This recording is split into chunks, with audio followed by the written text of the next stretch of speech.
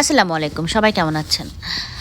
আজকে আমি দেখাবো একটি কাবাব রেসিপি। খুবই সহজ পদ্ধতিতে কিভাবে কাবাব করে ফেলতে পারেন। সেজন্য আমি মুরগির কিমা নিয়েছি, স্প্রিং অনিয়ন নিয়েছি, গাজর নিয়েছি, তারপর আমি দিব হচ্ছে লবণ, গোলমরিচ গুঁড়া, গার্লিক পেস্ট, জিঞ্জার পেস্ট, তারপর আমি দিয়ে দিচ্ছি হচ্ছে ম্যাগি সয়া সস। মুরগির কিমাটা কিন্তু খুব ভালো করে ব্লেন্ড করে নেবেন। তারপরে আমি দিয়ে দিলাম একটুখানি চিনি, চিলি ফ্লেক্স, সব কিছু দিয়ে আমি খুব ভালো করে মেখে নেব। এবং এই মাখানোটা দিয়ে কিন্তু আপনারা বিভিন্ন শেপের কাবাব বানাতে পারেন এবং অনেক ধরনের নাস্তাও বানাতে পারবেন।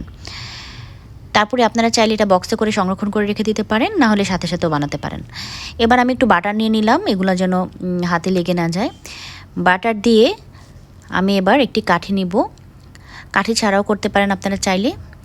তো আমি কাঠির মধ্যে দিয়ে আমি এয়ার ফ্রায়ারে দিয়ে দিচ্ছি, আমি আর চুলা ইউজ করলাম না। আপনাদের যারা এয়ার ফ্রায়ার নাই যাদের, তারা চুলা ইউজ করতে পারেন। সুন্দর করে চুলায় ফ্রাই প্যানে বসিয়ে কাবাবগুলো বানিয়ে ফেলতে পারেন। এবার আমি একটু ব্রেড ছেঁকে নিচ্ছি, নান, তুন্দুল সব কিছুর সাথে খেয়ে ফেলতে পারেন।